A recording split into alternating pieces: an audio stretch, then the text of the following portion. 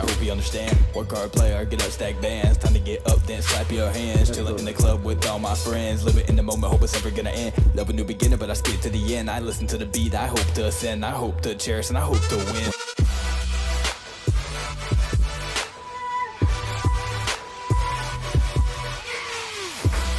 Hey everyone, thanks for tuning in for this week's WorthWhile Spotlight. Today, I'm excited to introduce Big Vinny. What's up, man? What's going on? Thank you for coming on, brother. I'm here for the party, ready to make it happen. Hey, I love it. So I think this is exciting for me because like a handful of the people I have on here, I kind of have like a background or like I know, a little bit about, and like I feel like I know a little tiny bit about you. So I'd love to learn your journey and like what makes you who you are. So give me a little rundown what you do. I know you do a lot. Yeah, I mean, I think more than anything, I try to spread a message of love and forgiveness and things like that. I came through a very rough childhood and went through some of the worst things you can probably go through in America anyways. And, I know how bad life can be. So I try to always live in the positive. And not that I don't have negative moments, but I try to make those very short moments. So as far as the things I do, man, I have what brought me to Nashville and got me doing, what I was doing was singing, songwriting, playing music. I was signed to a record deal by Toby Keith when I was 22. Mm-hmm.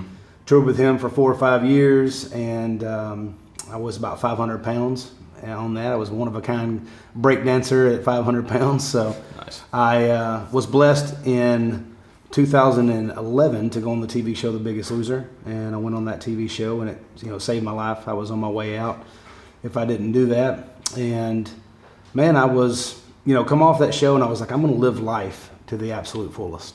I'm not gonna say, hey, I want to do this. I'm gonna start doing these things. And so kept the band going, still playing music, still writing songs, started looking at acting and film and TV, and started looking into some of those things, podcasts. I luckily was blessed to, have enough friends that have money that whenever I had ideas, I was able to go to them and say, hey, I got this crazy idea. Yeah, this is what I got. And sometimes they're like, yeah, that's stupid. We're not going to do that. And then other times they're like, dude, I like that. Let's try it. So now I have a small resort over in West Tennessee called the Buffalo River Resort. We do concerts, camping, kayaking, fishing, all kinds of stuff. We got cabins, we got a lodge. So we do that. I still have, the music thing going. I write songs. I'm currently just wrote the promotion song for the Bob Sapp versus Mike Tyson fight. Nice. That's still waiting contracts to be signed. Fair. But I got to write that. I've created a cartoon. I've got a kid's book.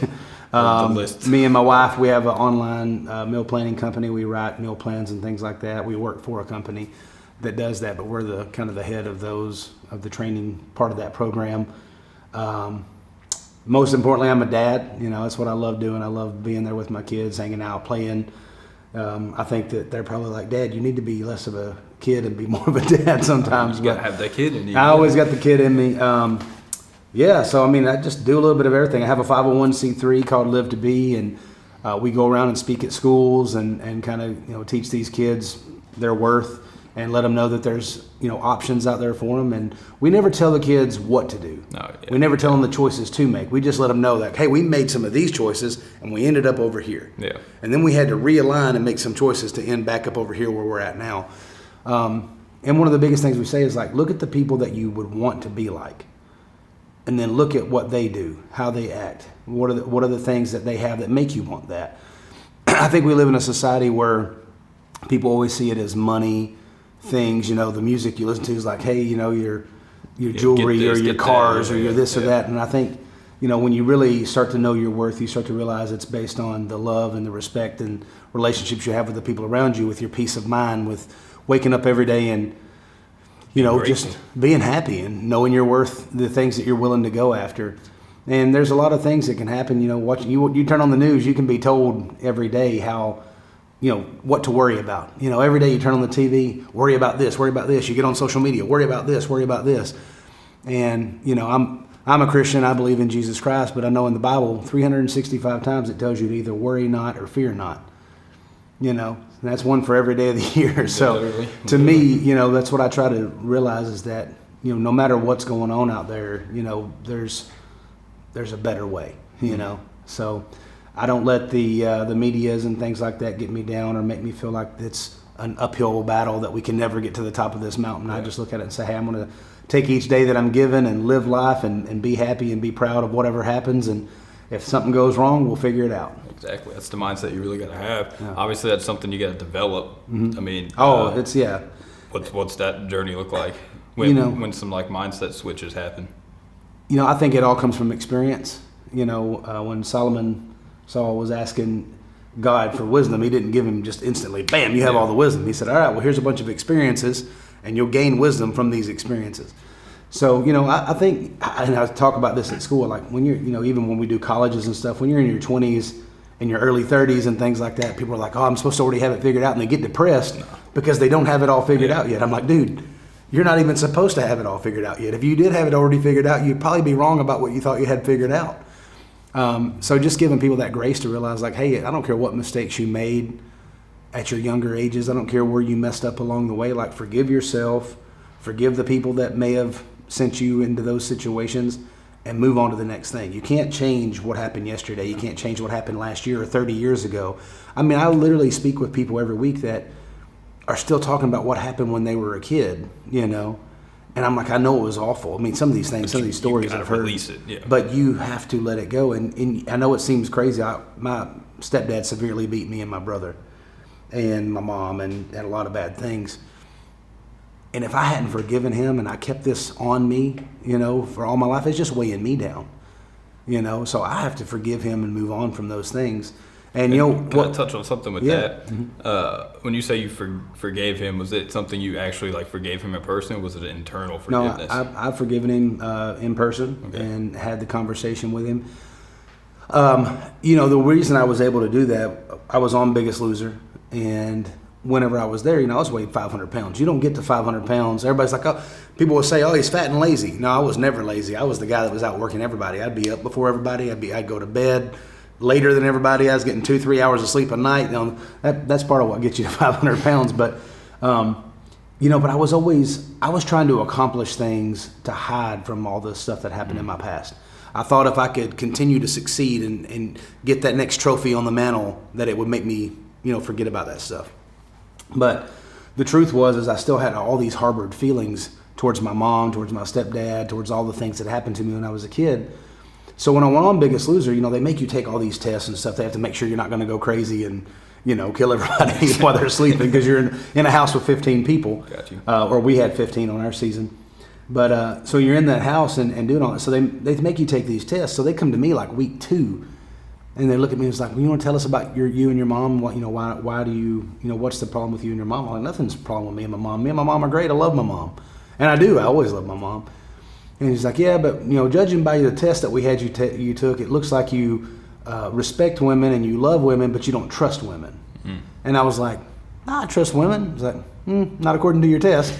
And I was like, I thought, when you're taking that test, they ask you the same question like 7 different ways, and then they evaluate all the different ways that you answer. Yeah, it's the same test you take when you go to the military and stuff like that. So I was like, okay. So I didn't think nothing of it. Well, about week 3, we were actually doing what was called NFL week, and we had Tim Tebow there. We had Sean Merriman. We had Clay Matthews, Tony Gonzalez, Drew Brees, and Eric Dickerson. Nice.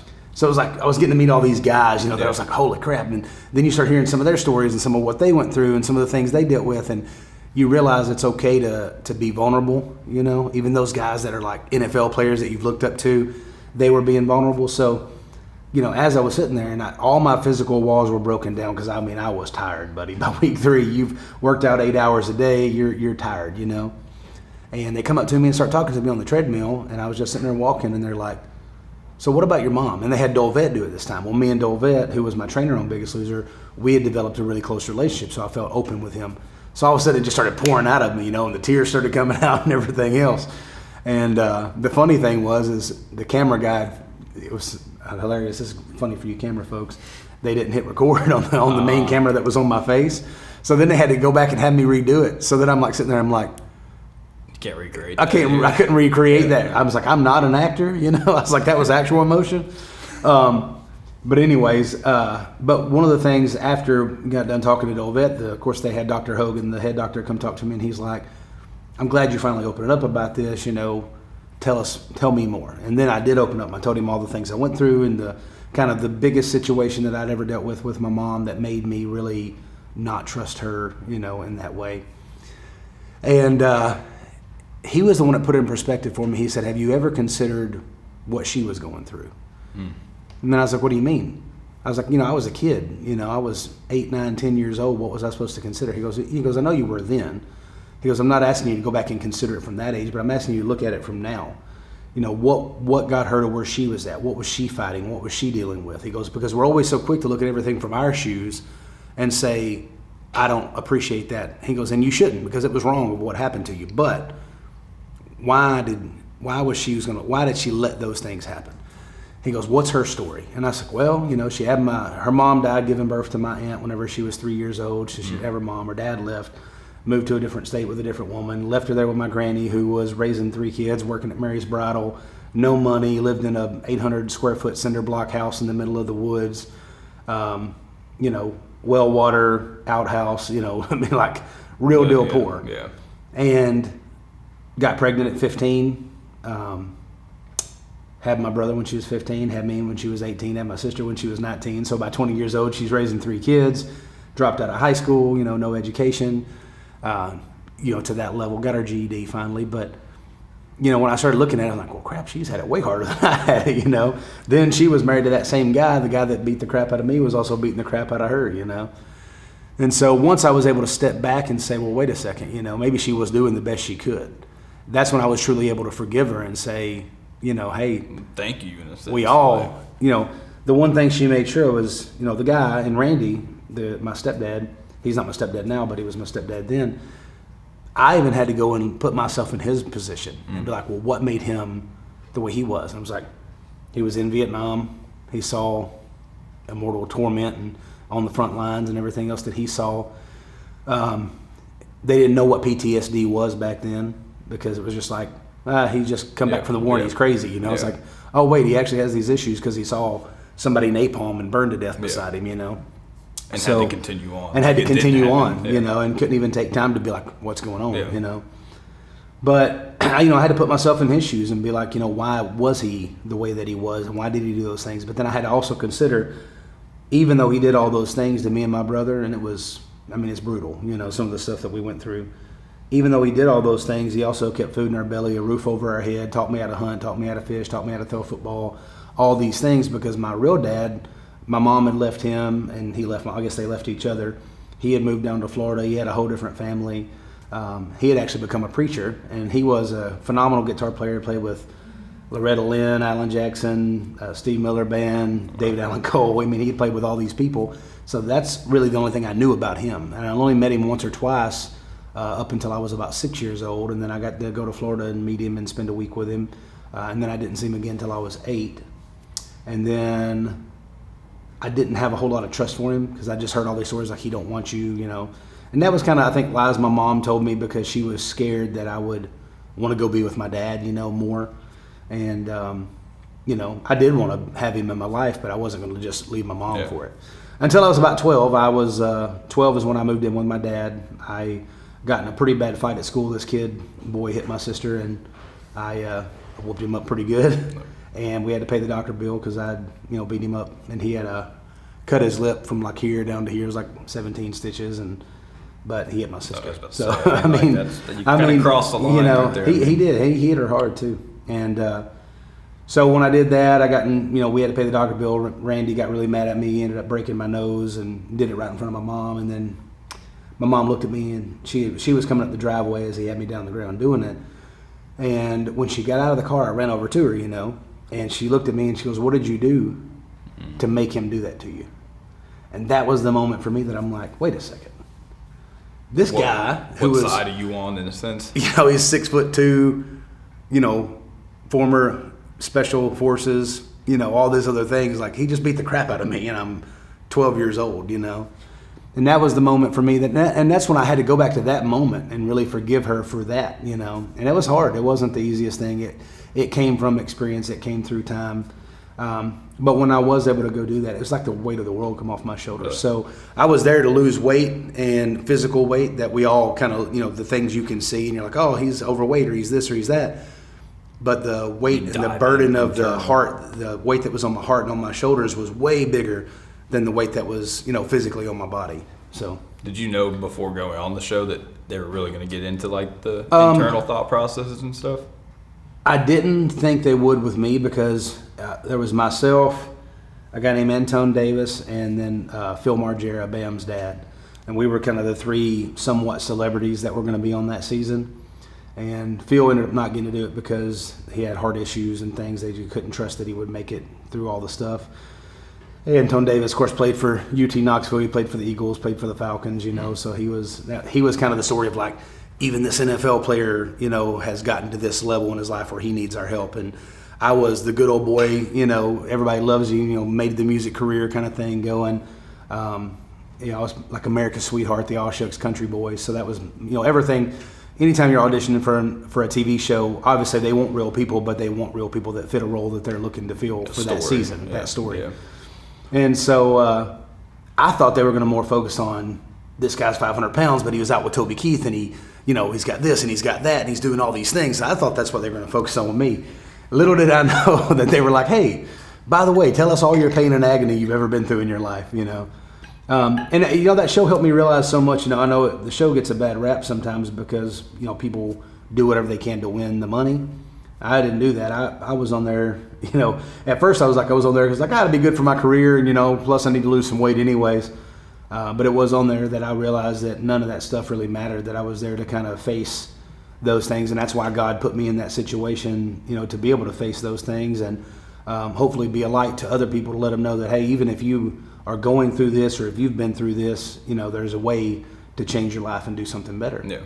And so on the show, is where I really realized I'm like, I'm supposed to forgive people. I'm supposed to be a better version of myself every single day. I'm supposed to continue to look for, the next rung of the ladder, to try and pull myself up. And not just to get myself up there, but then so I can also reach back and help other people up too. Yeah, the experience that allows you to then go forward for anyone that you come across that may be dealing with the same thing. How's music, how'd that start as far as do you play, you write, or? So my dad was a musician, so I was 100% against any of that, whenever I was younger. Did it serve as an outlet during that time frame, or was it more just like an expression? No, I was a football player. I wanted to go to the NFL. I thought that was my future. I was a power lifter, football player, all that kind of stuff. And I always thought, man, I could have made it to the NFL. And then I started meeting NFL players. I'm like, oh, okay. They're way faster than I am. Now I started realizing like I could lift weights like all these guys can, but this guy can lift weights and he can jump on a 46-inch box and he can sprint. He weighs 300 pounds, but he can sprint a 40-yard dash in 4.9 seconds. And I was like 6.5. But it was literally the end of my senior year. Football season was over, or the beginning of my senior year, I guess, right after football season was over in October, November. I was trying to get my little brother to play football, and I was like, man, I said, you need to play football. You need to play football, By this time, I was already living on my own. I had moved out from living with my dad my freshman year, in the end of my 8th grade year, actually. And I was paying rent, working at Rusty Fish Hook, washing dishes, and working at a place called Pope Trucking Company, washing their diesels every weekend.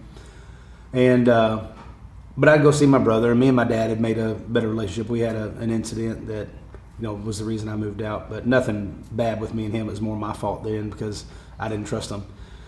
But anyways, I kept telling my brother, I want you to play football. I want you to play football. He goes, I don't want to play football. He goes, I want to play guitar.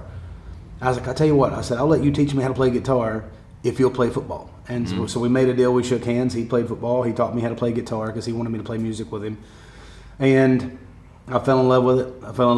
I always loved music, always loved poetry and things like that. And I was like, I'm going to be this, I was about 370 my senior year. I'm going to be this 370-pound dude over here writing poetry and trying to play guitar and stuff. And so immediately, my brother was this kid. He plays like 12 different instruments. He's phenomenal at every one of them. You just pick up whatever and he can just pick it up and play. Like literally, I'll get to that story in a second, but he just has a natural thing for it. And he started playing drums when he was 4 years old. And he's got perfect timing and all that. And for me, though, as soon as I learned 3 chords and I could start to realize, wait, I could write my own song. That's when I was like, man, I just want to write songs. I want to create my own vision of what I think music should be or whatever I think a song should be. And I want it to flow from my heart. I want it to be my words. that was kind of where my love went for music. And I think a lot of people, when they first start doing music, they want to just learn how to play the songs that their favorite bands play or their favorite artists play or whatever. And for me, I was like, no, I want to write my own. So fast forward, a couple years, literally that was whenever I was 18. By the time I was 22, I got my record deal. I got a publishing deal whenever I was 21. And, like I said, I was one of those dudes that whenever I put my mind on something, I focus and I'm going to do it. There's not like, well, maybe I'll do some of this tomorrow. Like, I went all in. I ended up leaving college. I realized that I wasn't supposed to go to college. I went to college for like one semester. Had a heartbreak with a girlfriend that I was with at the time. Started working at Sonic Drive-In. Well, I'd worked at Sonic Drive-In from the time I was 16 till I thought I was going to marry this girl. So as soon as I graduated, I was like, okay, I got to get a better job. And I don't want to be asking, do you want fries with that and all this other stuff. Yeah. So I get this job working for a thing called Productivity Improvement Center. We would go in and inspect the parts at these places that were having trouble. Well, I got work ethic, so I'm like, I was the one showing up early. I was leaving late. I was doing all these things. So I went from being an inspector to being a supervisor within about 2 months of the company. And I was making like $26 an hour. So back then, that's good money. That was like, that's still good money now, but back then it was like phenomenal money. Minimum wage was $5.15 an hour back then. So I'm not that old. Okay, just put it out. I'll turn 39 tomorrow. Happy early birthday. Yeah, no, but no. I grew up quick in the company, started doing well, was putting back money to ask this girl to marry me and all this other stuff, and ended up I was gone all the time, 7 days a week. I was working. I wouldn't come home for weeks at a time, and so I never seen her. She was still in high school. I was just out of high school. And, she still wanted to go to parties and do stuff, so she ended up finding a different boyfriend that was more of a boyfriend, and that relationship ended, but it broke my heart because I was ready, I was all in. You built that future. So when that happened, I was like, well, I better go back to college. I'm going to go play football now. I'm going to do this and do that. And I was like, I wanted to be a music teacher. I was so unprepared for college that I thought, if you want to be a music teacher, you just go study music. Little did I know whenever I went and signed up at Columbia State over here, oh yeah, you got to do some more math and some more English and some more. Else, I'm like, no, I don't want to do any. I just want to do music. Like, yeah, you can do music. You can do music history, music theory, music this. I was like, yeah, I want to do all those. Yeah, but you still have to do this math and this English, and you're gonna have to do that for the next 2 years before you can really get into what you want to do. I was like, well, that don't make a whole lot of sense to me. I'm spending a bunch of money on things that I don't want to do. Yeah. In order to do the one thing that I do want to do, you know. Yeah. And so I realized quickly that I love the music. I aced all those classes. Did very well in those, and I did not do well in the others. That's fair. So it was kind of a weird thing for me. But when I went back to college, I couldn't work at the Productivity Improvement Center anymore, so I had to let that job go. I'd saved up pretty good a bit of money, but I started working back at Sonic again. And that year, we ended up going to the Dr. Pepper games, which is like the Olympics of Sonic. So the top 12 teams in the nation, top 12 Sonics in the nation get to go to Vegas and compete. Oh, nice. You compete in the thing. Of course, I was 19. But that was an experience, though. It was an experience to be, I guess, no, I was still 19. It was 2003. So I was 19 years old, was, turning 20 that year.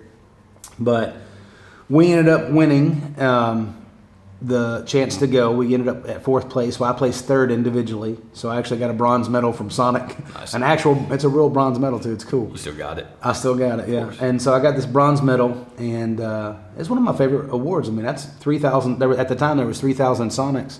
So to be in the top 12 and then to make number 3 overall, it's a big deal, yeah. So I got offered a general managing job like there at the place, and we got to go to Hawaii. It was the 50th anniversary of Sonic. So we got to go to Hawaii and spend 4 days or 5 days right after the Dr. Pepper games, and our owners took us out there. They were awesome. Sonic was a phenomenal experience for me. The way they paid us, the way they took care of us, the way they treated us, all those things. And we had individual owners, so we were a franchise, we weren't corporate. Yeah, which is the difference. There's a difference. Yeah, there's a huge difference. But they took us out there, man. They paid for everything. We stayed in the Hilton Hawaii and Villa. The only thing I couldn't do is I couldn't get anybody to go see Pearl Harbor with me. We stayed in Oahu and nobody go see Pearl Harbor. I'm like, what is wrong with y'all? You're like, we're here. But you had to have a partner with you everywhere you went. I thought about just breaking, if it was me now, I would have been like, cool, see y'all. I'm going to walk to Pearl Harbor. But back then I was such a rule follower all the time. I was like, no, you're not supposed to do that. Don't do it. Yeah. Sometimes in life it's okay to break the rules, But anyway, I've heard some people say they're made to be broken. Yeah. Well, you just when you look at once in a lifetime experiences, and I don't mean if it's something that's going to hurt somebody else, but if it's like something you could experience that's not going to hurt anybody, sometimes it's okay to break those rules. But anyway, got offered the general manager position, took it. I thought I'll still go to college and I'll be the general manager. Well, general manager at Sonic, I was working to start off with about 90 hours a week. And part of that was because I was young and I thought I could do everything myself, and I didn't understand the power of delegation. So as a manager, I'm like, no, I can do that better than you, so I'll just do it. No, I can do that better than you, so I'll just do it. I get that. All my workers were like, cool, we don't have to do nothing except for this one little job. You're the best manager in the world. And they really were like, dude, you're the best manager. Well, of course I am. I'm doing all the work, So I was cleaning the fryers. I was cleaning the grease traps. I was doing all this stuff. Well, about a month in, they're like, Vinny, your profits are through the roof. I was like, that's right, I'm the man. Well, I didn't even think to go check the mailbox. So one day I'm sitting there and all of a sudden our power goes off. Oh. And I'm like, what the crap? What's going on? So I'm calling like, hey, and of course we're out there telling everybody, yeah, the power's out. They're like, McDonald's, this power's still on. And I'm like, what is going on here? So I, get on my cell phone and I call my boss. He's like, what do you mean? I said, I don't know what's going on with the power. So they start calling the electric company like, oh yeah, y'all didn't pay the bill, so we cut the power off. So he calls me back. He goes, why didn't you pay the bill? I'm like, what do you mean pay the bill? What bill? Don't y'all pay the bill? He goes, no. He goes, not if you don't send it in. And I was like, what? He goes, have you checked the mail since you've been there? I was like, no. Nobody told me to check the mail. So he's like, Vinny, he's like, go out there and check the mail. Go out and check. And the mailbox is just packed full of all this stuff. And there was all these bills. So my profits were like, literally it was like 80% profit. Like, how are you doing this? I'm like, I just quit paying the bills, So luckily they went in and paid everything. And, the way you get paid at Sonic as a general manager at these stores, not with every store, but you get paid here in town. You got paid at the time $2,500 a month plus 20% of the store's profit every month. So you're the operating partner. So you're theoretically an owner, even though you don't actually have equity in the company. So, there was months I was making $5,000 bonuses, things like that. So I'm sitting there at 20 years old, just like, this is knocking awesome, down 60, 70 grand a year in a town that, you can, back then, I rented a 2-bedroom, 2-bathroom house it was in Wayne County at the time. I think it was like $350 a month. So you were racking it. And it had like a whole yard and everything. I'm like, dude, I was sitting there just stacking money back. Well, this is where the music came in. I ended up, really not wanting to mess up the momentum that I'd already started in music. I already made a lot of friends and things like that. So once I had that kind of a good paying job, I was like, well, I got to put my money into something or I'm going to leave music, because I'd have been a supervisor within 2 or 3 years, making $100K just a keep year. going down that ladder. And I could have done that. And there would be nothing wrong with that. It's a great job. And like I said, it was a great company to work for. But I knew I wasn't going to be fulfilled in my heart and my soul with that. So I went to Nashville. I had a buddy of mine named Ken Harrell, who was my mentor in songwriting. I met at church camp when I was 14. And the way I met him was we were all wrestling, and I picked him up over my head and I threw him in the pool. And he weighed about 250 pounds. And he's like, you just manhandled me and you're 14 years old. I'm like, well, And then the friendship started. And we become friends. And what happened was later that day, I used to go around singing Elvis all the time. I loved Elvis, so I was in the shower actually singing Elvis. And, we didn't have like the big open showers. We had like our own stall. But all of a sudden, somebody starts singing along with me. I'm like, what? I was like, somebody singing with me? And it's all kids. Most of the kids didn't know Elvis. Only, me and a handful of, kids that were in talent shows and things like that would have known Elvis songs. I come out and it was this guy named Ken Harrell, and the guy that I threw in the pool like the day before. I was about to say, was that pre or it was post me throwing him in the pool, and I was like, man, I said, I love Elvis. I said, what? I said, you sing good too, and he goes, yeah, I'm a songwriter. That's what I do for a living. And he had written number ones for Stacey Orico and Sonia Isaacs and all these Christian artists, and won a couple of Dove Awards and all these things. And he had, he wrote for the Everly Brothers, which was really cool, which some of y'all may not know who the Everly Brothers are. But they lived here, so they wrote "Wake Up, Little Susie, Wake Up." Anyway, they're great. They were great. I think both have passed on now. They were quite a bit older. They were actually a huge influence on the Beatles. The Beatles got a massive influence from the Everly Brothers. So I don't know if you can get a better compliment than that. Yeah, for real. I'm gonna look them up though. Yeah, look them up. It's old school music, but it's amazing songwriting and just good melodies and stuff. But anyways, Ken's like, yeah, you got a good voice. You ever think about getting into music? You should hit me up sometime. And I was like, yeah, right. I was like, I ain't never gonna do that. My dad did that. I don't want to do that. I play football. That's what I do. He's like, okay, well, you got a good voice. So don't think nothing of it. Next couple years go by. I see him at church camp every year. We end up going to this thing called Winterfest that they'd have up in I think they called it Winterfest, and they ended up calling it TCTC, Tennessee Christian Teen Convention. It was up in Gatlinburg, and I would see him there, and we'd always hit it off, and ended up getting his number, and somewhat becoming friends. And then one day I was sitting there, I was like, man, I started writing those songs. I'm like, I want to write our senior song. I don't want to just walk out to something that somebody else wrote. I was like, I'm going to write it. Yeah. Of course, I didn't tell anybody I was going to do it. I called him. I was like, man, I said, I got all these poems. I got this one called Time that is just talking about how time can pass by. I feel like just yesterday I was in kindergarten and now all of a sudden I'm graduating, which is even worse now. I mean, I think about those moments now. I'm like, didn't I just get out of playing with, Thundercats a couple minutes ago, which now I do play with that because I'm with my kid again. But anyways, I called him. I was like, I would like to bring this up and just see if you think I could be a songwriter and show you what I got. And I went and met with him in Eagleville at his little farm.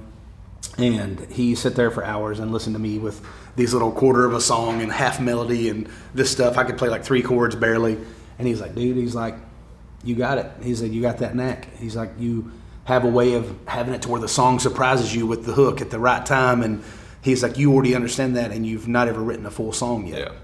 He's like, so, let's do it. So he sat down with me and he took years off of my, learning curve because, he was there to teach me about inner rhymes and hooks and when to the right moment for certain things and how to put the emotion in a song where the verse is different than the chorus and the chorus is this big sing along thing, but the verses can be more intimate and tell a story. And he taught me all those things. And once again, another blessing that God has always seemed to put me in these positions to win when I'm doing that. But I went in, I had this job, this is fast forward 2 years, whatever, from that time that I started writing songs. I was like, man, I want to invest. And he had a little office downtown Nashville. I'm like, I'm making all this money. I was like, I'm going to buy studio equipment. So we bought the newest, a Mac computer, the newest Pro Tools, the newest, all the setups, all the mics, all the stuff. And neither one of us had a clue how to use any of it. but you learned it. Yeah, no, we learned. We started learning. We had, somebody come in that knew a little bit about it and they'd learn. And then me and, the guy that ended up becoming my partner for Trailer Choir, Butter, he sat down and learned. And next thing you know, we can make our own little, tracks and all that kind of stuff. And, we, started writing together and all that kind of stuff. I got moved up to McEwen Sonic, which was about, an hour and 10 minutes away from downtown Nashville. So every night I'd work all day at Sonic, be the drum major, and every night I'd drive to Nashville and I'd wait for an open mic night and I'd finally get up to play. And I remember for like 3 weeks I went to this thing called the Alabama Line and I couldn't get them to let me play. And they were like, it was like the place to play in town at the time. And that was the name of the show. I forget what the name of the restaurant that we had it in was, but it was a nicer restaurant. Well, there was this guy named Wayne Mills who was from Huntsville. He was running the whole thing. And I'd go in and I'd put my name down and put Vencent Hickerson. That was my name, that's my real name, Vencent Hickerson. And I'd walk back there and they said, yeah, we'll see if we can get to you. Well, 2 weeks in, didn't get to me. 3 weeks in, didn't get to me. So I'm kind of talking, my dad was still alive at this time, and I was like, man, they won't let me play. I was like, I don't know how to get him to let me play. He goes, well, what are you putting your name down as? I said, Vencent Hickerson. He goes, put down Vinny Vencent, because my middle name is Vencent, named after Ronnie Vencent from Leonard Skinner. And I was like, all right. So I put down Vinny Vencent. I literally get 3 steps away from writing my name down. And the guy goes, hey, Vencent, are you related to the Vencents? And I didn't want to lie. Yeah. So I said, well, what do you think? And I left it open for interpretation. He goes, we'll get you up. Well, he puts me on stage. Literally, I didn't have to wait. Puts me on stage the next round. And that's when I started learning the power of a name or the power of association, And so puts me on stage. I've written 3 songs, period. And you have to do 3 songs. So I'm like, cool. I had Heaven Has a Playground, God Will in the Creek Don't Rise, and a song called Used to Be. And that's all I'd written. That's the ones I had. So he puts me up there on stage. First guy plays, one of the best singers I've ever heard in my life. Second guy plays, phenomenal singer, and just the songwriting was insane. And then there was me. Well, the first guy was Randy Houser before he had made it big. The second guy was Jamie Johnson. At the time, he did have a song out called The Dollar. That was like his first song before he kind of became the outlaw. And then there was me. So I played my song, I got done playing Heaven Has a Playground, and Jamie Johnson looked at me and goes, "Hey man, that's a pretty good job. That's a good song, man, good song." And I was like, "Thanks, man." And I thought they were so incredible. I didn't even have a clue who they were, And but that gave me that little bit of motivation. Like, dude, if that guy's as good as he is, thinks that I did a good job, and maybe he was just saying it to be nice, I don't know. But if he thought I did good, well, then I'm in the right place. I'm doing the right thing. So those little encouragements, we don't even realize who we're affecting on a daily basis when we do that. But that's what gave me the encouragement to keep going. And I kept spending my money. I kept making demos, recording, buying new equipment, paying the rent on the downtown office in Nashville, which continued to go up every few months. It was like, oh, now it's another $100. Oh, now it's another $50. Now it's another $25. What do you think it's at now? Yeah, that building no longer exists. Okay. It was at the Fireside building, which was Porter Wagner and Dolly Parton's studio downtown. Wow. We had one of the upstairs rooms. Nice. And it was kind of crazy, but at the time it was $1,000 a month. I paid $500. Ken Harrell, my partner, paid $500, and then it kept going up. I think it was at $1,800. I think whenever we moved over to, we were the first music office in the Marathon building, in the Marathon Motor Works building, which is now Marathon Music Works or whatever. Huh. Cool. It was us and a company called Tacklebox that's massive. They make all of Kenny Chesney's videos. They did a couple of our music videos.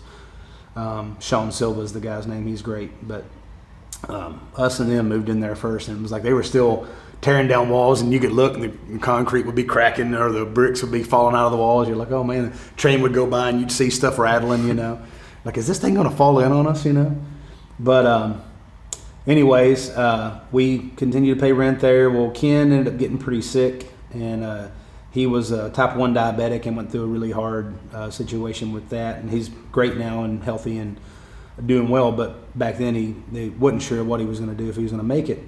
And so he kind of bailed out of being in that world with me, and I took the entire thing on by myself because I'm like, well, I can afford to pay for it. I was making great money, so I was paying for everything.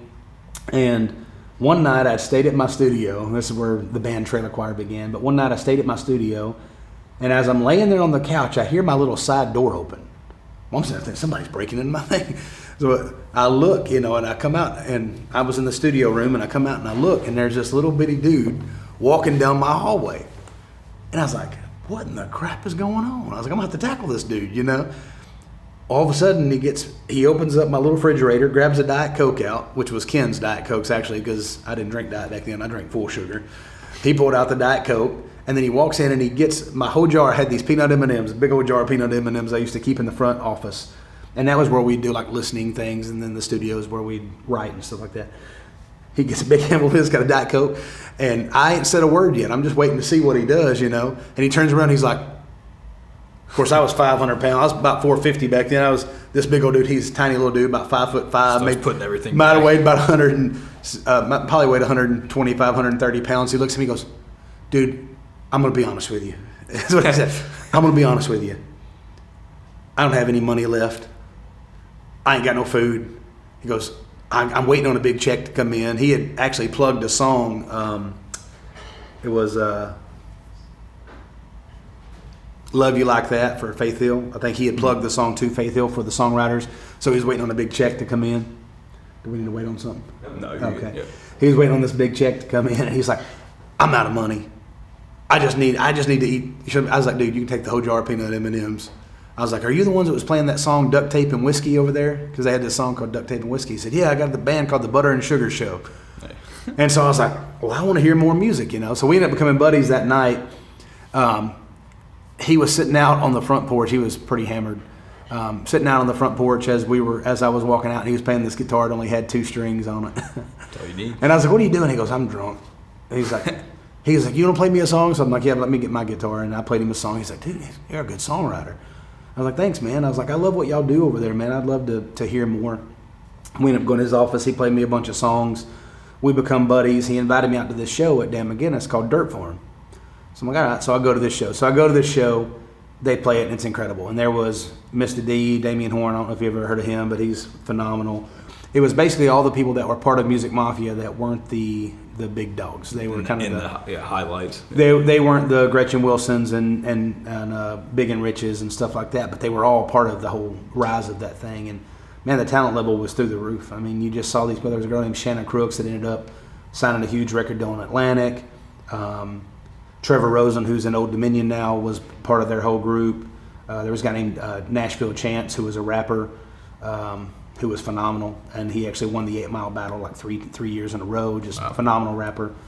It's funny because he's Chance the Rapper when I knew him, but now we have to call him Nashville Chance, because if you say Chance the Rapper, they think it's somebody else. When you said that, I was like, really?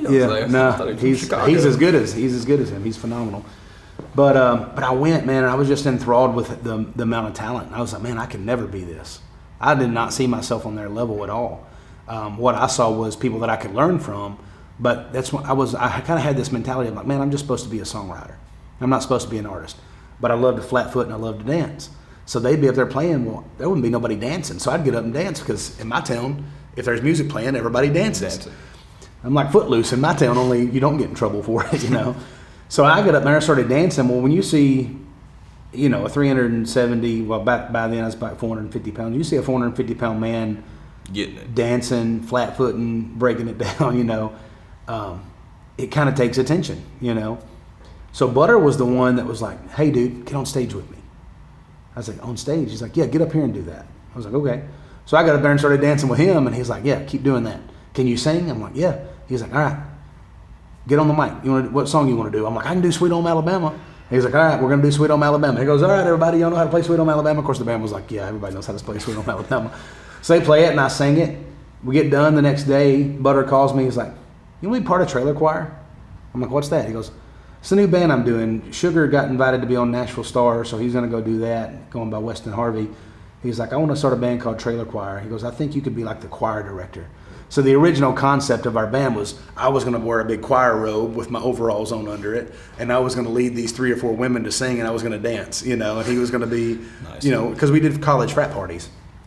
Well, we started to realize that when you do a college frat party, you're not making a whole lot of money in the beginning, so we could only take 4 of us. So the girls didn't get to come. Paid in alcohol. Yeah, the girls didn't get to come and wear the choir robes. But we started playing. Well, you know, we started off our first couple shows. We played Wofford College. We played, you know, University of Georgia. And at first we were making like $800, you know. So by the time you paid for everything, we were losing money. Yeah. And very quickly, because of the show and because of what we were doing, we grew to like $3,500 a night. And we were playing 3 shows a week, you know, as a college frat party band. Sometimes we get booked to play the UGA tailgate party before the game, and then we'd play this other Kappa Sig house or Kappa Alpha house or whatever that night, you know, so we'd be making double checks some days. And we started growing. Well, we started playing in town, and we thought, you know, they always say if you want to be in the right place, if you're going to make it, you got to be in the right place at the right time. It's all luck. Well, we started thinking, well, if we're more places, more times, then we're liable to be the right place at the right time. So we started playing the Billy Block show, and that was the guy that really got behind us and started telling people, come out and see these guys. They're different. They got something different. They're not your typical, everything that you get in Nashville. It's like they have their own brand, their own style, their own thing. And so Billy started inviting people out to see us.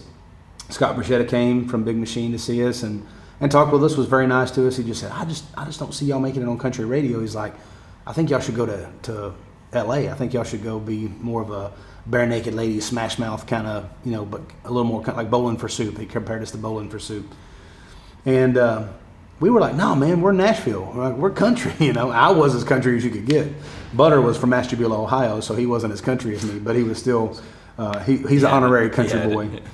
But anyways, we kept playing, you know, Curb come out and looked at us. We had a group called, what's it called? Golden Monument, something like that. They came out and watched us.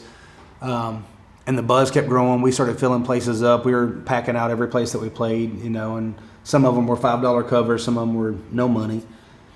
But one night we were playing the Billy Block show, and we got done playing, and Billy come up to us and said, hey, Toby Keith's in the back. He wants to talk to y'all. We're like, just like that. Sure he is. You know, we didn't think it. We thought he was kidding with us. I'm like, why would Toby Keith, like at the time, Toby Keith was it. I mean, this was the early 2000s, you know, this is 2006. Toby Keith was the man. Like, there was nobody bigger than him. He had the biggest tours, the most number ones, the biggest sales, everything. So we're like, yeah, right. But we walked back there, and sure enough, he was standing there, and the first thing he said was, hey, Biggin, y'all write them songs? And I was like, yes, sir, we did. He goes, cool. Y'all want to hang out with me tonight? And we're like, yep. There was a songwriter named Bobby Pinson that I actually brought him to the show, and he had talked with Billy Block. because we used to rent his little, I guess you could call it a bus. It was a moving truck that he had gutted, taken the back out and made bunks in and all this other stuff. We used to rent it to go do our frat party stuff. So we ended up going over to Losers, and we hung out with Toby all night. Told us how much he liked what he saw, and he really enjoyed our act and all that kind of stuff. And he was like, yeah, he goes, let's stay in contact. And we're like, okay. So we get his assistant's number. You don't get Toby's number, you get Mitch's number. And we try to stay in contact, and we're like, all right. Well, this was in December. Literally the next day, we had to get in the van and head to Wofford to go play a frat party. So we're already tired, Of course, we knew it was going to be a cold outdoor, kind of show. But we're on cloud nine, Yeah, so we're all on course. this high, Well, we get a call from a little guy named Taylor Schultz, and he ended up becoming our day-to-day manager. But he was like, hey guys, really like what y'all did last night, and Toby wants to see y'all again, but he doesn't know when he's going to be back in town. Y'all think y'all could put together a show during CRS?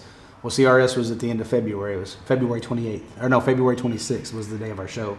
February 26th through the 28th was the CRS, which is Country Radio Seminar.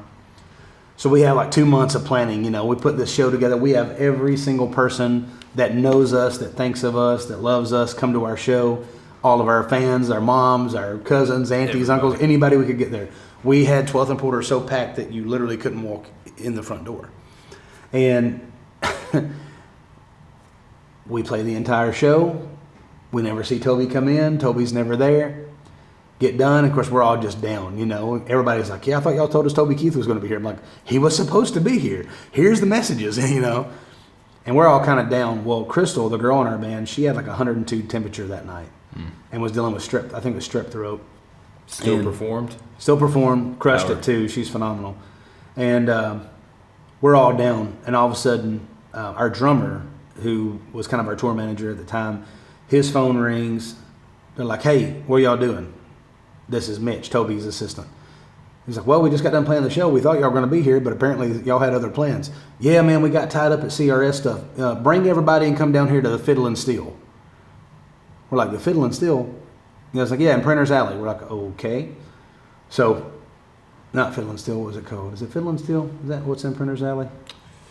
I can't remember. I think it's Fiddle and Steel. I've only spent a couple nights on Printer's Alley. Yeah, it's been a long time for me, and I think it's not even there anymore. But so we end up going down there, and we walk in, and they're like, yeah, we're going to get you on this stage. Now we don't have our crowd, we don't have our fans, we don't have none of the stuff that we're used to having.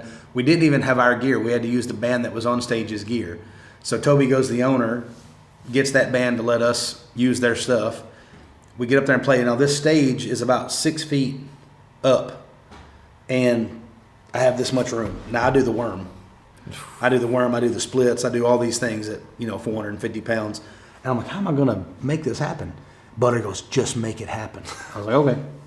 So we play our song, and we didn't know because the Fiddle and Steel is a lot more of a different demographic than us. But we played, and everybody cheered. And then we played another song, and everybody cheered. We look out in the crowd, and Toby's there. They got a table, and it's Toby, Montgomery Gentry, Edwin McCain, which was really cool, and several other people from the label. And I think Trace Atkins was there. Just all these people that he wanted to see us and kind of get their opinion. And we played our 3 songs, and then we got encored. And we were going to play the encore, and Butter said, let's not play the encore. And I was like, why not? I was like, why would we not do that? They're asking for it. He goes, let's leave them wanting more. Yeah. It's a power And move. we all walked off stage, unplugged, walked off stage, put everybody's gear down, whatever. Walked off stage and walked to the back. And Toby said, why didn't y'all do the encore? Butter said, we'll leave them. We wanted to leave them wanting more. He goes, that's a bold move. He goes, I like it. He goes, well, I'm going to sign y'all to a record deal. So I was like, what does that mean? He goes, well, it means you're going to go on tour with me this summer. I was like, we're just like that? He's like, yep. Wow. He goes, hope you ain't got no summer plans, cancel them. I'm like, all right. Next day, same thing, had to be on our way to a frat party. I think it was in South Carolina, maybe. Yeah, it was for the South Carolina-Georgia. No, it wasn't the South Carolina-Georgia game. What was it? It was some big party. Oh, maybe it was Wreck the Deck. Yeah, I think it was Wreck the Deck at Georgia Tech. That's where we went. So we're up the next morning. We're on our way. Phone rings. Taylor Schultz. He's like, hey, guys, everything's going great. We really just, everybody loved y'all so much last night. Thank y'all so much for coming over and doing that. I know it wasn't what was in the plan, but can y'all put on another show next Wednesday? I'm like, well, where are we going to put it on at? We don't, most places are already booked for next Wednesday. He's like, I don't know, but he wants you to do it at 12th and Porter. I was like, well, what if we can't get 12th and Porter? He's like, get 12th and Porter. So I had to call the owner of 12th and Porter, which was Paula and Jen at the time. And I was like, is there any way we can play next? I was like, no, we already have a show. I was like, well, tell that person to let us open for them. Toby Keith is for sure coming. She goes, that's what you told us last week, or in December. I was like, I promise they're coming, So they invite everybody. They invite all the labels, all this other stuff, and they come and we get up there and we play our set, and it's packed, and we crushed it. And Toby gets on stage, is like, hey, I just wanted y'all to know I'm signing these guys. So all these other record label heads and all these other people came out to see us, and Toby gets up and says, I just want to let y'all know I'm signing these guys, man. That's something else right there, man. He's always really just calm and collected. And then he just walks off. And then I'm like, well, I hope he really signs us, because if not, all the other record labels are going to be mad. But he did. He signed us, and that was in March, early March. Got the record deal, and so it was like March 4th. Well, then March 16th, I get the call that my dad died. And so it was like this extreme high followed by this extreme low. And me and my dad had just really gotten to that relationship where we were like best friends. We talked about everything. Music was what connected us, because every time I wrote a song, I'd call him, dude, what do you think about this song? And I love my dad because he was always honest. I like honest people. If you don't like something, tell me you don't like it. Yeah. If you love something, tell me you love it, I don't like sugarcoating stuff. I'd rather somebody just tell me exactly the way they feel about all things. So when I call him and tell him the song, I'd sing it to him over the phone, and he goes, yeah, that's not good. I'm not a fan of that one, or whatever. Or he'd be like, dude, that one's the one, And it was always amazing, because certain songs that he would love, other people wouldn't like. And then the songs that he would like, it was just kind of, it was interesting to see that dynamic. But when you realize the audience was different. So when I wrote a party song that was about drinking and all this other stuff, my dad but he was also a preacher at this point in time, and when he went through all this stuff. No, that's not it. He's like, that's not it, But he would always gravitate towards the songs. Like I wrote one, I always remember his favorite one was called Picking Up Where I Let You Down. And I wrote it with Lisa Carver, and that song was about an addict who was coming back into his life and saying, I'm not going to pick up where I let you down, and however many times that person had been through it, So I wrote it with Lisa, who had been through that. And then myself, I didn't even know I was in the middle of it, because my addiction was food, So many times I think we look at things like the drugs and the alcohol and sex and porn and things like that. Like, that's terrible. Why would you do that? But then food gets left over here in its own little category, but it's actually the one that'll kill you the fastest, And especially me at the time. I mean, I was 450 pounds, probably pre-diabetic, and didn't know it. But he always loved that song, so he actually ended up recording it himself, which was pretty cool, And the funny thing is he recorded on this like Roland 16 channel recorder thing, and we cannot for the life of us figure out how to get it off that thing. So we go and plug it all in just to play it so we can hear Daddy singing it, But anyways, but that's where the music began. Fell in love with all of it, And we ended up getting the record deal. It took us till June to get all the lawyer crap done. We signed our record deal on, I think, June the 19th. And on June 21st, we played our first show with Toby at Birmingham Amphitheater. How was that feeling? Oh, it was amazing, except for I get up that morning, it's Toby is the headliner, Miranda Lambert's direct support, and then Flemville Train is the opener. So I'm like looking at the schedule over here on the thing. I'm like, well, where are we playing? They're like, oh, you're playing out in the side stage. I'm like, oh, okay, cool. And I had no clue we're not getting paid. I'm like, well, how much are we getting paid for the side stage? You didn't ask how much we're getting paid. He goes, oh, you don't get paid. I'm like, what do you mean we don't get paid? He's like, no, you don't get paid. You get paid in exposure. And I made a joke. I said, wish I knew that before. I said, cool. Well, I'm going to call National Electric Service know that I got some Toby Keith exposure for him, And he's like, yeah, man. He's like, most of the time people have to pay for these spots. I'm like, really? And we didn't know. Of course, then I found out years later. I mean, people paid $5,000 to $10,000 for those opening spots just to get the exposure. A little different now that social media has taken over. But, anyways, we played that first side stage show and we crushed it. And we probably sold $1,500 in merchandise. So we made enough money to kind of cover what we had. They put us on a tour bus. They paid for all of our food. They took care of us. Went to the next couple shows. Well, there was no side stage. I'm like, well, what are we doing today? He's like, nah, go out in the parking lot, find some people, play some music. Wow. I'm like, we're just going out. He's like, yeah. He goes, just go out there. So first time we go out there, it's just us with a guitar, and we're walking around to every tailgate party and playing, getting people to know us. They're like, oh, thanks for playing for us. I'm like, yeah, we're the trailer choir. They're like, cool. We don't know who you are, but y'all are fun. Thanks. You want to do a keg stand? You want to eat some hot dogs and hamburgers? We're like, sure. So we partied everybody. In that first year, we probably played maybe 10 side stages, and the rest of it was in the parking lot. Well, we started realizing, like, man, if we're going to be in this parking lot, we need to make ourselves more, better known while we're out here. So we ended up taking the battery off of Butters Montero Sport. We got a little charger that we would keep it charged up with under the bus, keep it plugged in. We would attach not an adjuster, but a power inverter. We'd plug that into it so that we could plug in, and we'd have one little speaker that we'd carry with us. We'd plug it in. We had our board hooked to it. We'd sit there and play in the parking lot. Mobile setup. So we had our own little mobile setup on these golf carts, which the way we got the golf cart, every time we'd ask for a golf cart, if I asked for a golf cart or Butter asked for a golf cart, no. We started realizing, like, oh, we have this amazingly beautiful blonde singer with us. Hey, kid, you go ask for a Scott. She'd always come back with a golf cart every single time. She'd get one that's like a 4-seater with a whole back end to it and everything. So we started getting her to go ask for that. And we'd go out there and play these parking lots. And we started garnering so much attention. And we were getting a little frustrated because we're like, dude, what are we doing? Like, we could be playing frat parties making $3,500 a night, And when we realized the importance of it, we were at a thing called Country Fest? Country Jam, one of those. It was up in Fort Laramie, Ohio. So we ended up playing, Country Concert, that's what it's called.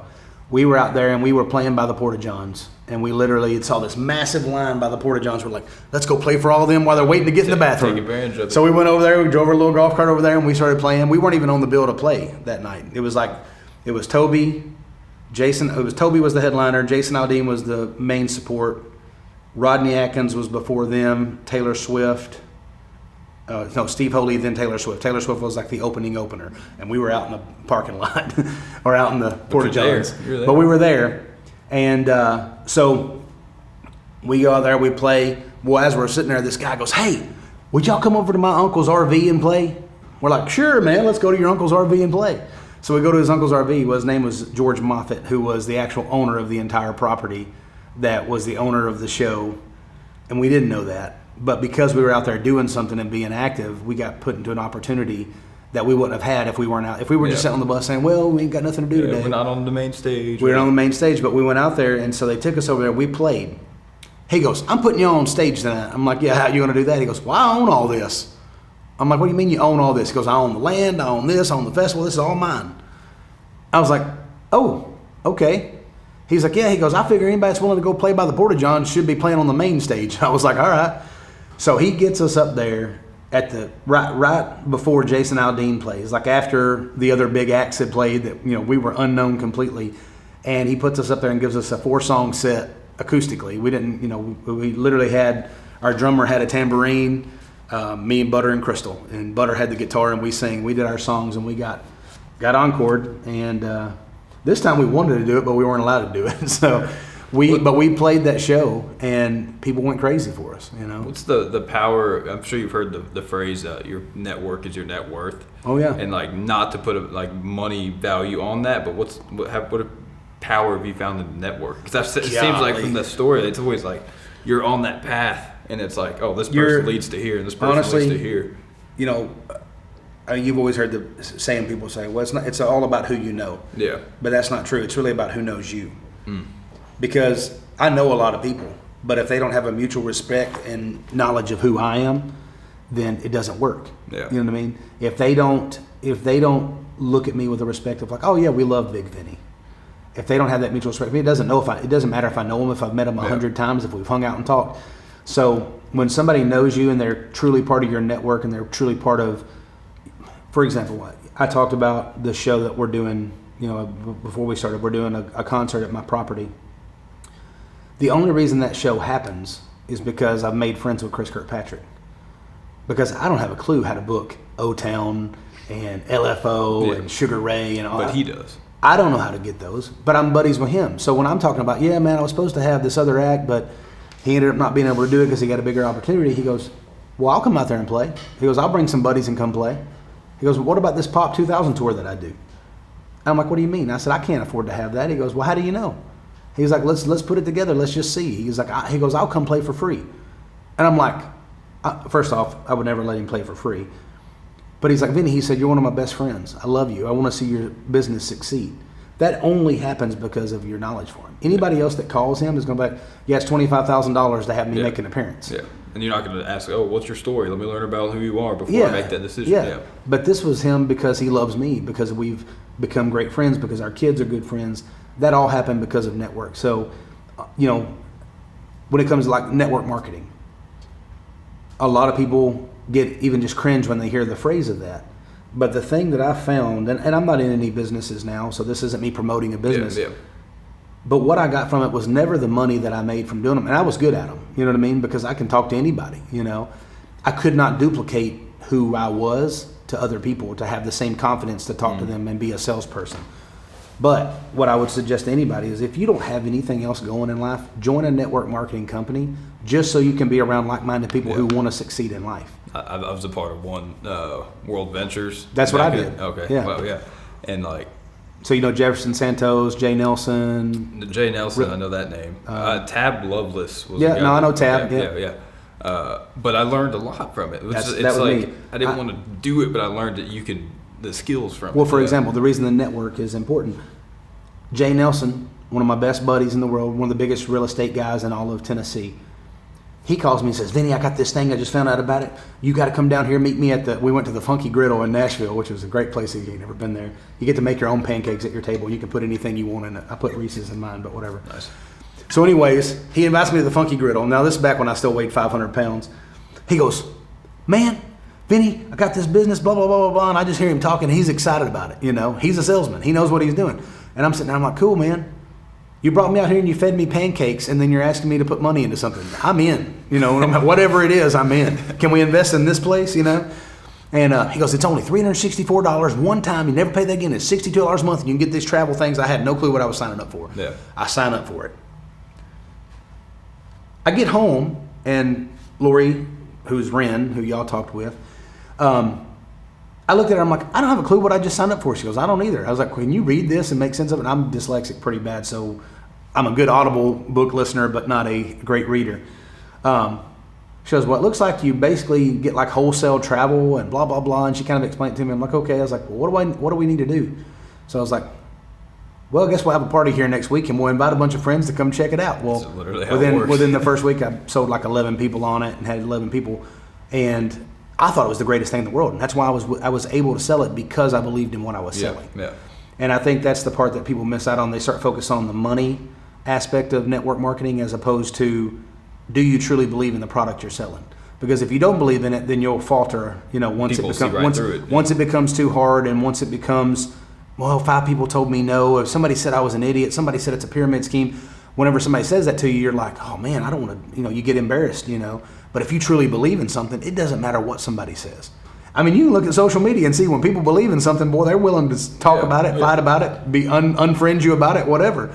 So same thing when you're going to sell something. If you're going to be in a business of something, you have to be in the business of something you truly believe in, something that you're passionate about. That's the only way that you can ever be a great salesperson, unless you're a natural born personality or a salesperson like myself or like maybe Jay Nelson would be. But if you're going to, come from like, I don't have a clue what I'm doing to making millions of dollars, you got to find something you're passionate about, something you're happy about. But even if I'd never made a dime off World Ventures, which I did well in it, but even if I'd never made a dime off of it, I keep moving out of frame, don't I? Even if I'd never made a dime off of it, what I learned from going and listening to these people tell their stories and speaking about their mindsets of success. They didn't have this mindset. They never woke up and like, man, I hope I can do this today.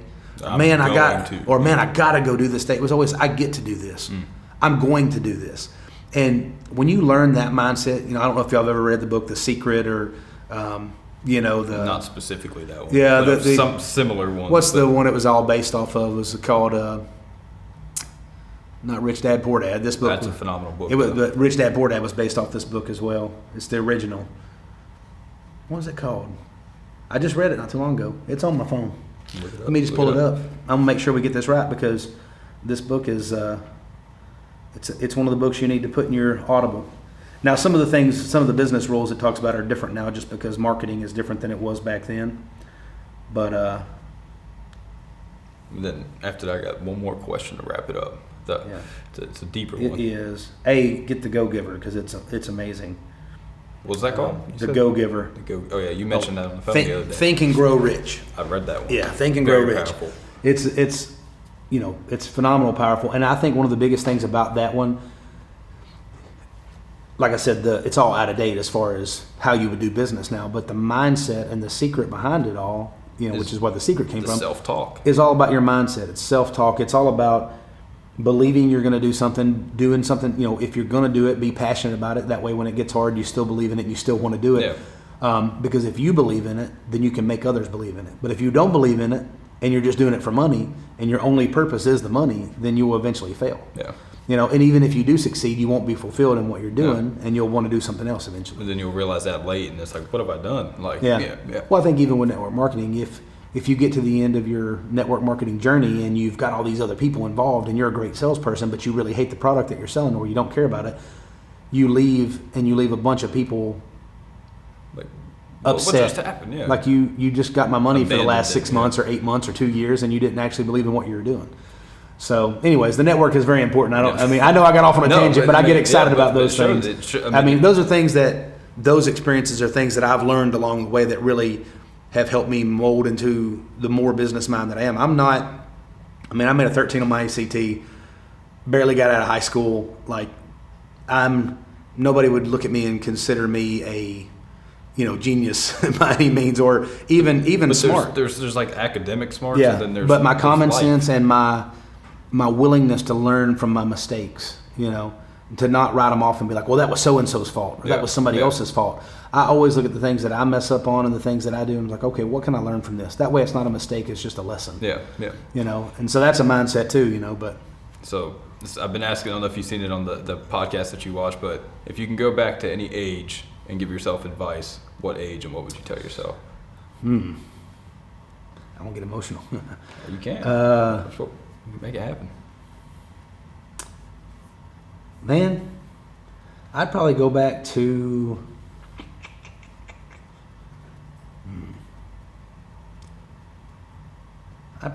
like 16-year-old me, 15-year-old me, and just let him know it's going to be okay. Yeah. Get me emotional. You're good. I think that's the age where I most didn't believe in myself. So if I could have had me now come and just talk to that guy and just say, everything's going to be okay. And what you're in right now is not the end. It's just the middle. And what you're going to end up at is so much more beautiful than all this. That's powerful. Yeah. Thank you for sharing that. For real. Don't put that on camera. I'm just kidding. You can put it on camera. For real. No, but that's where I would go. I would go and tell that guy, like, everything's going to be all right. And everything's going to get better. Because I think we get caught up in those moments of self-doubt and, we don't think we're worth it. Yeah. And we don't realize that this is such a small piece of your life. Yeah. The people that are around you, your friends change, your money situation changes. It's all up to you to change it. The one thing I will say that even though I didn't necessarily have that person in my life telling me that everything was going to be okay, I still had God in my life, and I think that seed was planted in me at an early age from my mom. For all the things that, went wrong, the one thing she did plant was the seed of God of like, there's always a way out, there's always a way, there's always a hope. And so for me, my mindset really became succeed at all cost, and I won't say at all costs because I would never hurt somebody else for myself to succeed. But I literally was like, never would take no for an answer. I never would let somebody crush what I wanted. Yeah. And no matter how many times, whenever I got to Nashville, people were like, you're too fat. You don't fit the mold. You're not a good enough singer. You're not a good enough songwriter. You're not good enough at this. You're not good enough at that. And amazingly, some of the people that tell you that are the ones that are the closest to you in your life. And it's not that they don't love you. It's that they're scared that if you have success, they're going to be forced to have success as well. But But yeah, I mean, that's where I would go, is go back to him and just let him know, hey, bro, everything's going to be okay.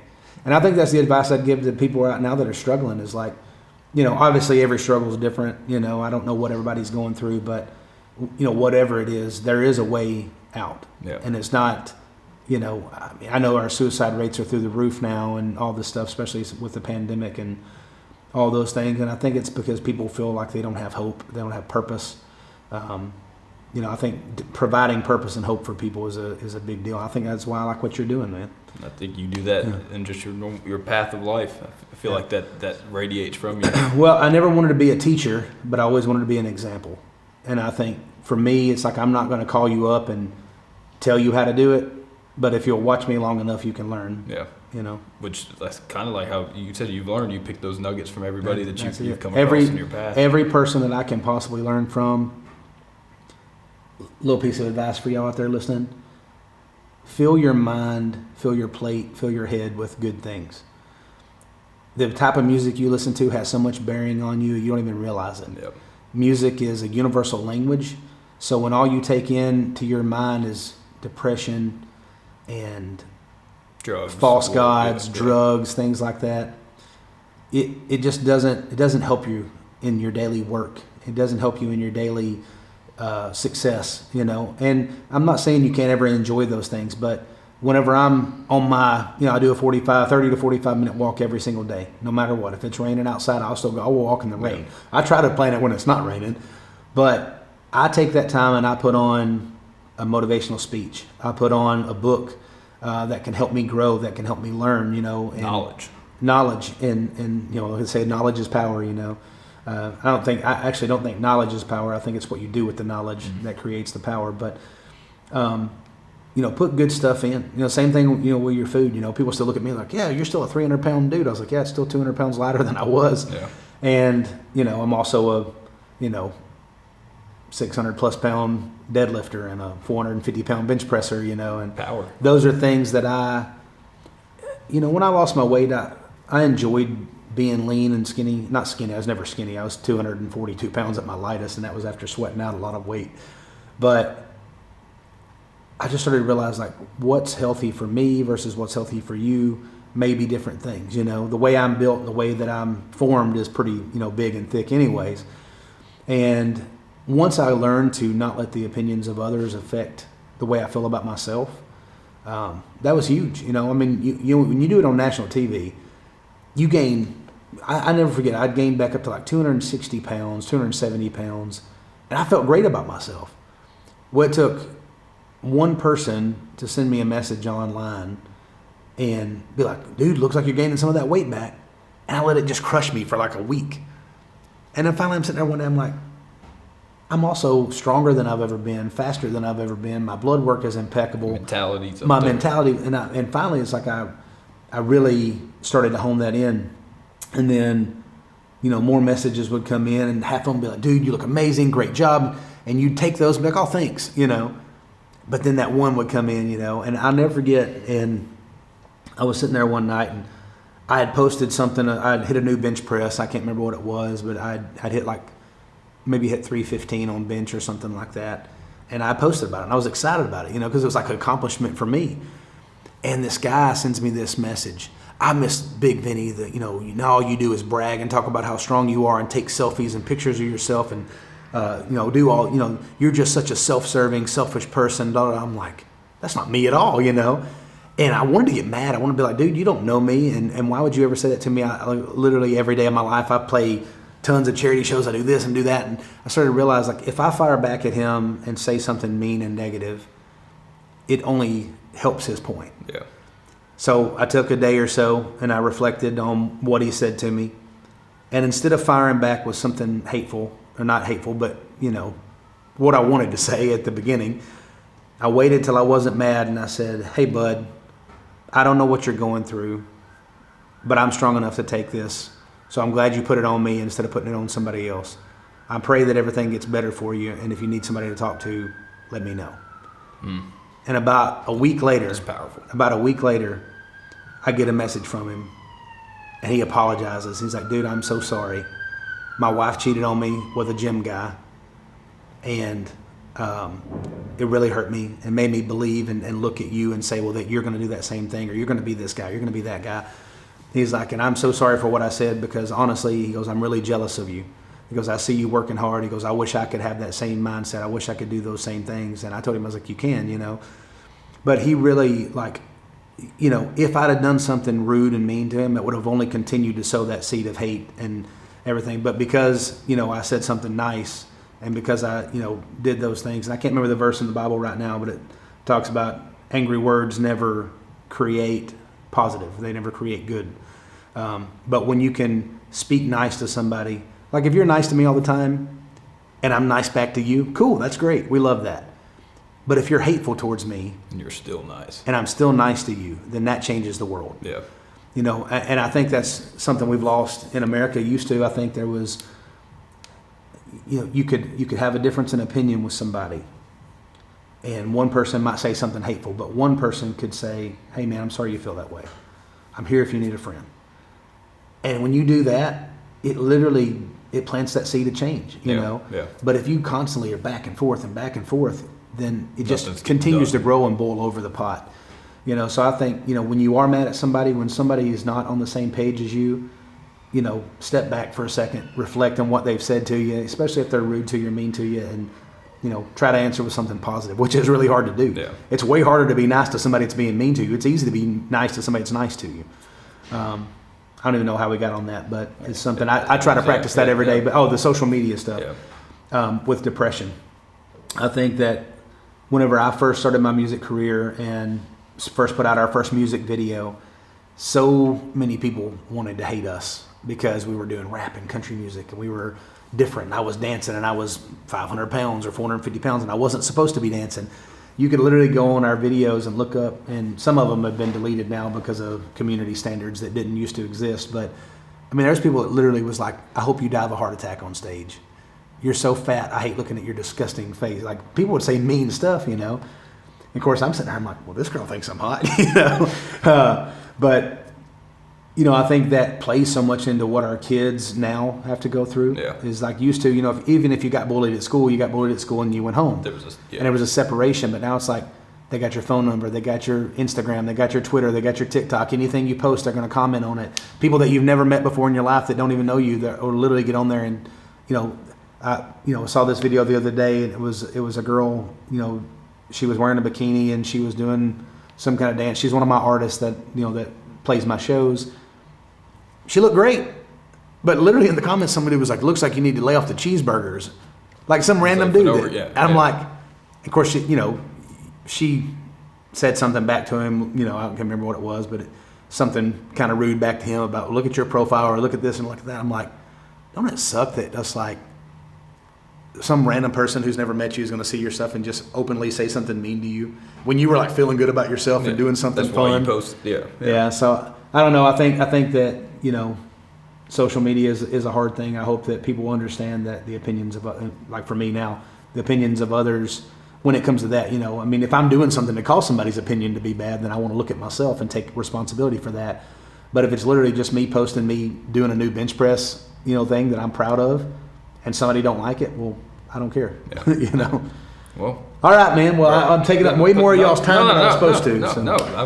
That's what this is about. Yeah. Like learning about stories, learning about experiences, and I feel like that all that can be, somebody can take, like they said, those nuggets from that and apply it to their life. So I mean, I appreciate you sharing it. And this is for you. Go ahead and open her up. So, like with all that being said, I think that you are like the definition of worthwhile. I mean, like you're living it every single day, and like these are made so when you look in the mirror, it says you are worth it. Oh yeah, that's great, man. So that's all you. So that's cool. I appreciate you, bro, for real. And that's nice material right there too, boy. Oh, yeah. That'd feel good. I will wear this while I'm working out. That way, when I'm standing in the mirror and I'm working out, it's just gonna be like, bam. Yep. You're 100%. Worth it. Let everybody know where they can find you if they want to follow your journey even more. Like. Yeah. So if you want to follow me for more awesome tips and advice on how to make better macaroni, you can follow my kids page. You can follow me at Big Vinny Mac. It's BIGGVINNYMACK on Instagram, Snapchat, TikTok. It's all the same. I got BigVinny.com. That's big with 2 G's. I'm too big for 1 G. So BigVinny.com. That's where that comes from. Yeah. And then you can get links to everything else from there. I have a Facebook still, but I guess nobody uses Facebook anymore. So. It's there. It's there for if you need It's it. there. All my hometown people still use this. So. Fair. Hey, thank y'all so much for having me, man. you. I really appreciate it, and I love what you're doing. And Thank you. I hope this brand grows massive for you, and you can help other people have a better day regardless and realize that they're worth it. So Thank you for coming on. Like I said, thanks for sharing your story, and I hope that you continue on your path as well. I mean, there's only one way out of my path, and that's forward. dead. You like when that happens? Yeah. It's over. Whenever that happens, that's when you'll see me. You will never see me try again after I'm dead. So. Fair. Well, everyone, never Holla. forget that you are worthwhile. Always strive to be the best version of yourself. Thank you for tuning into this week's Worthwhile Spotlight. Our goal is to motivate people to become the best version of themselves possible through the power of storytelling. Our stories are written by the things that we experienced growing up, and these experiences, negative and positive, shape who we are and what we stand for. The beautiful thing about your story is that you get to decide how it's told. So as a diamond in the rough of life, hang tight and let your light shine bright.